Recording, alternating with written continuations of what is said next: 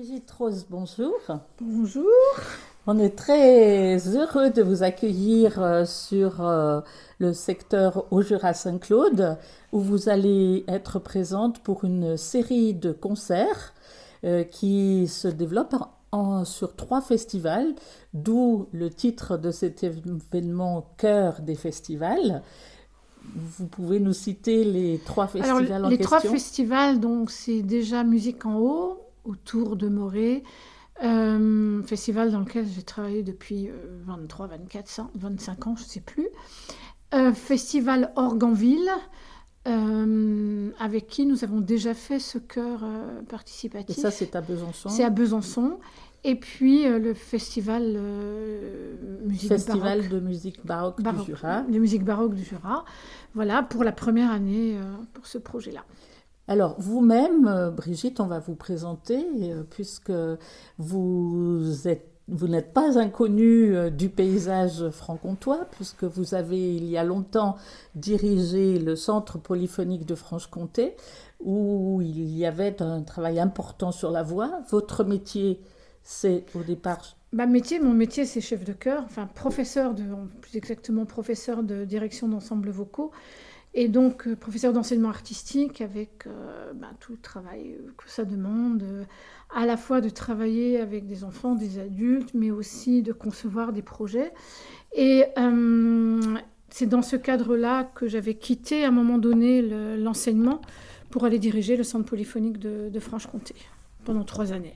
D'accord. Et ensuite, vous êtes retourné à Montbéliard. Je suis Allez, allée à allez, Montbéliard, voilà. voilà. Avant, j'ai eu quand même une vie professionnelle, toujours en Franche-Comté, Montbéliard, Besançon, de nouveau Montbéliard. Et je suis retournée à Montbéliard à la demande du directeur de l'époque, qui voulait que je monte un gros projet sur la voix. Et d'ailleurs, le conservatoire est devenu assez, on va dire, exemplaire, un peu modèle pour tout ce qui se concerne la filière voix dans les écoles de musique. C'était oui, un modèle, puisque même par la suite, le ministère a établi des textes. Et en fait, il y a certains textes qui étaient des copier-coller de choses que j'avais écrites. Donc, c'était un peu un modèle. Voilà. Puis vous avez quitté la région pour Lille. Voilà. Alors, je suis partie à Montbéliard parce que quelqu'un est venu me chercher.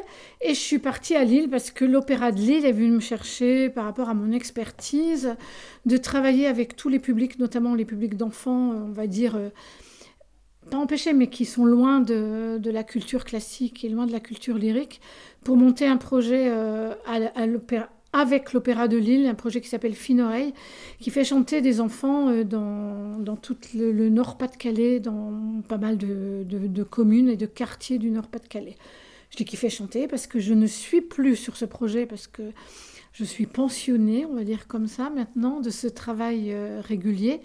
Mais le projet continue. Il y a toujours 350 enfants qui chantent et qui se produisent à l'opéra pour des productions exigeantes et de haut niveau.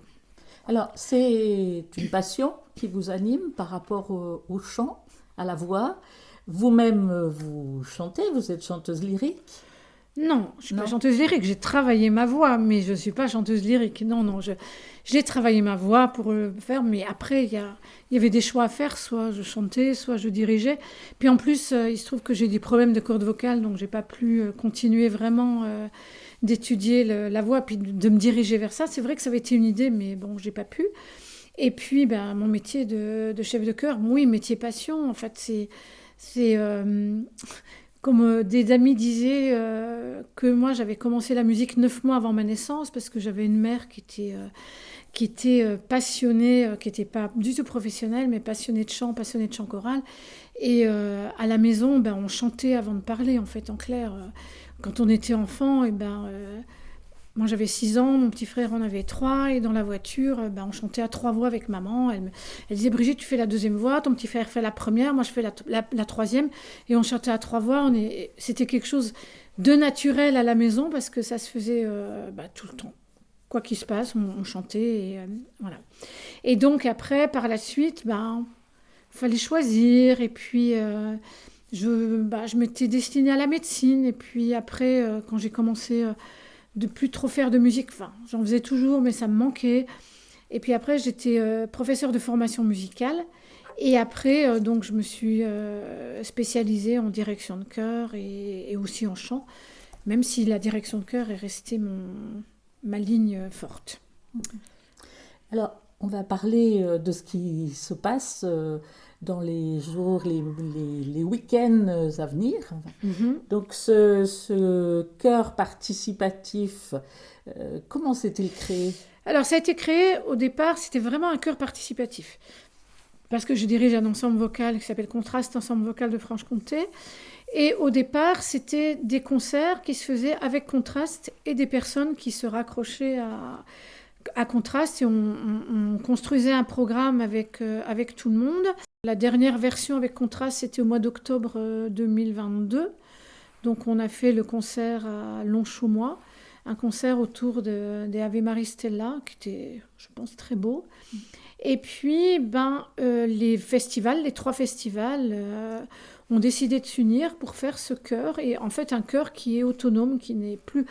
On ne peut plus l'appeler participatif. Moi, j'aime beaucoup dire le mot d'éphémère, avec quand même l'envie que ce chœur continue d'une année sur l'autre, qu'on retrouve les mêmes personnes, parce que là, il y a des personnes qui ont fait avec Contraste qui sont là. Et puis là, on a une trentaine de personnes, donc ils commencent à être pas mal. Bon, pas beaucoup d'hommes malheureusement, mais ils sont là, ils s'engagent. Et puis donc les 3 festivals sont mis ensemble pour donner plus d'ouverture et de lisibilité de ce chœur.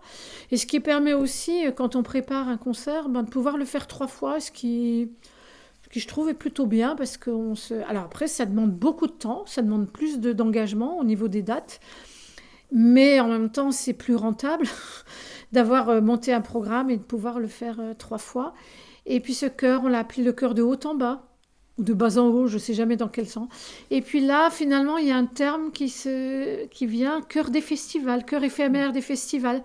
Et si ce chœur continue, ce que j'espère, on pourrait lui trouver un nom et qu'il reste. Et je pense que le chœur des festivals, le chœur éphémère des festivals, pour être intéressant, ou bien chœur du haut en bas, chœur éphémère, ou bien du haut en bas, chœur éphémère des festivals, de trouver quelque chose Moi, j'aime bien soit... personnellement chœur des festivals, Voilà. parce que justement, je me pose la question du mot éphémère. En quoi, à l'avenir, il restera éphémère? Est-ce qu'il n'y a pas une idée de... Parce qu'il peut rester, mais les membres ne sont pas les mêmes tout le temps. Et c'est quand même un chœur qui répète de façon ponctuelle. Donc, c'est pas un chœur où on va être 30 personnes et on va répéter toutes les semaines ou un week-end par mois ou je sais pas. C'est quand même le principe, et c'est ça qui est difficile, c'est un peu le challenge, c'est de répéter 3 week-ends et de faire des concerts. Donc, c'est dans ce sens-là où il est un peu éphémère. Et qu'on n'est pas avec des professionnels. Parce qu'avec des professionnels, on pourrait très bien dire, on fait ça avec Contraste. Je peux faire 2 week-ends de répétition pour les concerts, parce que les gens lisent, les préparent leurs partitions. Là, c'est plus difficile. Et donc, c'est un peu un challenge, et c'est de ce côté-là. Et là, on a un nombre de personnes, et puis on a Marion, on a Anne, on a Anne-Lise, etc. L'année prochaine, peut-être qu'il y aura toujours Marion, mais que Anne et Anne-Lise ne seront plus là. Donc, on ne sait pas. C'est dans ce sens-là que c'est éphémère. Parce qu'à chaque fois, on part sur un projet ponctuel et pour une occasion. Alors qu'un chœur qui répète sur la longueur, sur le long terme, on a un programme qui se monte et on peut reprendre le programme. Tandis que là, on prépare un programme et on passera à un autre programme l'année d'après. Alors, quel est-il, ce programme, justement? Alors, ce programme, c'était une commande. On m'a demandé de faire du Bach et du Mendelssohn. Donc, je fais du Bach et du Mendelssohn. Alors, c'est pas simple parce que c'est comme un chœur qu'on constitue comme ça. Et donc, avec des niveaux très, très, très, très variés. Et il fallait prévoir le programme avant. Et puis, j'arrive à concevoir, dans le sens, ma tête est parvenue à dire, tiens, je pourrais arriver à faire ça, je pourrais arriver à faire ça. Et avec des choses, on va dire, très difficiles, peut-être trop difficiles pour le chœur, mais on va y arriver. Et puis des pièces plus accessibles, et on va y arriver aussi. Et l'avantage aussi, c'est que monter en 3 week-ends un programme, c'est difficile. Donc on aura une petite trentaine de minutes de musique, et le programme sera complété par l'orgue, puisque de toute façon, orgue en ville et musique en haut, c'est beaucoup autour de l'orgue. Musique baroque, bon, il y a beaucoup d'orgue. Donc avec l'orgue qui va compléter le programme. Donc on va chanter des chorales de Bach et puis l'orgue jouera des préludes de Brahms, préludes des chorales de Bach. Et puis on va faire ça. Et puis surtout, j'ai choisi une pièce un peu emblématique de ce répertoire-là, de Mendelssohn, qui est un hymne qui est pour soprano solo et chœur. Et donc là aussi, la soprano solo a pas mal à chanter, ce qui permet de faire une œuvre assez conséquente sans demander trop au chœur. Et puis là, pour moi, ce qui est très beau, c'est que la soprano solo, c'est Carole qui va chanter, Carole Orambou. Et Carole est quelqu'un que j'ai eu quand elle a eu 6 ans, quand j'étais à Montbéliard. Elle a suivi tout ce parcours de la filière voix à Montbéliard. Elle est venue chanter à Contraste aussi, elle n'en fait plus partie maintenant, mais elle a chanté longtemps à Contraste. Donc je trouve que c'est très bien que ce soit elle qui chante.